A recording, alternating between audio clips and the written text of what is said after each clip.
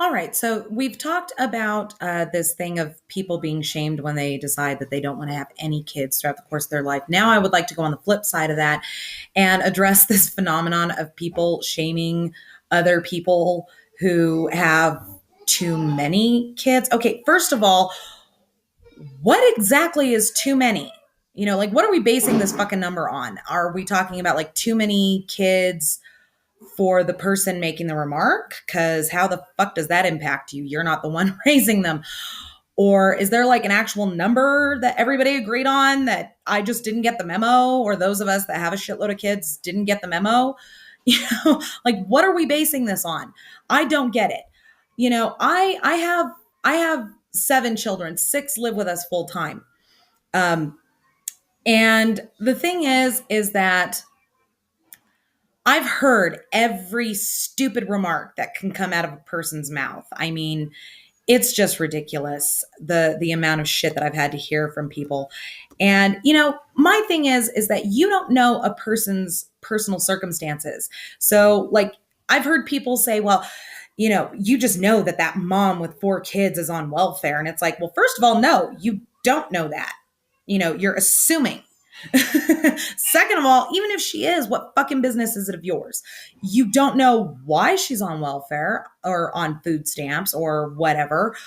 So why the fuck are you even basing your comparison on that? I mean, for all you know, she had a very good job and she fucking lost that job and she just is on the food stamps or the welfare to help get her over the hump until she gets another job. I mean, look at the fucking economy, man. Think. Uh, or I've heard the stupid smart ass remark of, don't you know what causes that? And I'm going, yeah, I do. And have you seen my husband? Who wouldn't? you know? So I don't understand why anybody would feel this need to make these stupid remarks to someone.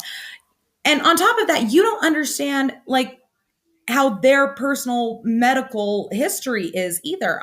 Now, not that this is anybody's business, but I'm just going to put this out here because I think it's a good illustration of what can happen when a person does everything that they possibly can do to avoid a pregnancy and, Mother Nature decides she's got a better idea.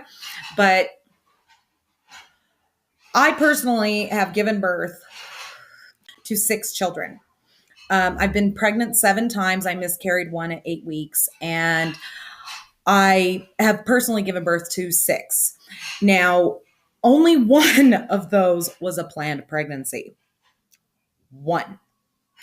With my older sons, with my oldest, I was on birth control pills, and those failed because guess what? Those suck.